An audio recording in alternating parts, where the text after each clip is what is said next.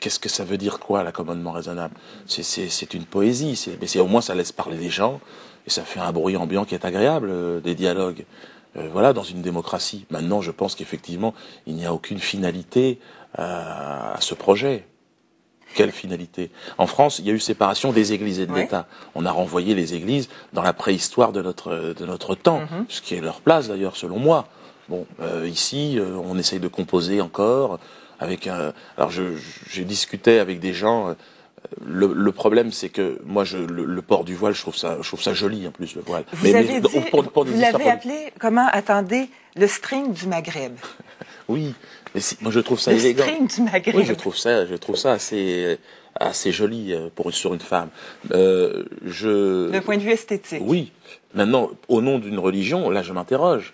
Et je me dis, peut-on imaginer, alors à ce moment-là, que moi, qui suis originaire d'Afrique centrale, j'ai un ami qui vient de Nouvelle-Guinée, qui lui, pour un étui pénien, par exemple, est-ce que je peux avoir mon étui pénien en classe, je sais pas si vous avez vu comment c'est fait. Qui n'est pas un symbole religieux, par ailleurs.